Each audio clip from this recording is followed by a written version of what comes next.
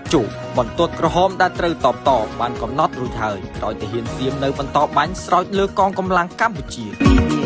សម្ដេចតេជោហ៊ុនសែននាយករដ្ឋមន្ត្រីឧត្តមសេនីយ៍ផុតលេខផ្កាយមាស5បានចេញបទបញ្ជាដល់កងកម្លាំងជួរមុខទាំងអស់ត្រូវមានការអត់ធ្មត់ក្រោយទាហានឈ្លានពានសៀមកំពុងប្រាក់អាវុធគ្រប់ប្រភេទបាញ់មកលើទ័ពកម្ពុជាតាំងពីថ្ងៃម្សិលយប់មិញនិងព្រឹកថ្ងៃច័ន្ទនេះក្នុងគោលបំណងទាញឲ្យតបតដើម្បីបំផ្លាញចោលបទឈប់បាញ់និងសេចក្តីថ្លែងការណ៍សន្តិភាពកម្ពុជាថៃសម្ដេចតេជោបញ្ជាក់លើបណ្ដាញ Facebook នៅព្រឹកថ្ងៃច័ន្ទយ៉ាងដូចនេះថាបន្ទាត់ក្រហមដែលត្រូវបានកំណត់រួចហើយសូមមេបញ្ជាការគ្រប់ជាន់ថ្នាក់អប់រំបងប្អូននីតិពលទាហានយល់ដឹងគ្រប់គ្នាសូមអាជ្ញាធរគ្រប់ជាន់ថ្នាក់ខិតខំជួយដល់ប្រជាជនដែលភៀសសឹកចេញពីតំបន់គ្រោះថ្នាក់មកកាន់តំបន់មានសុវត្ថិភាពសម្ដេចតេជោថ្លែងថាសម្ដេចបានលុបចោលកម្មវិធីការងារផ្សេងៗទៀតអស់ហើយដើម្បីមករួមជាមួយនាយករដ្ឋមន្ត្រីបញ្ជាលើកងកម្លាំងប្រដាប់អាវុធទប់ទល់ជាមួយនឹងការឈ្លានពានសូមការយោគយល់ពីភ្ញៀវជាតិនិងអន្តរជាតិដែលមិនអាចជួបសម្ដេចបានទន្ទឹមគ្នានេះសម្ដេចតេជោបានស្នើសុំកីឡាករកីឡាការិនីដែលទៅចូលរួមការប្រកួតSEA Gamesលើកទី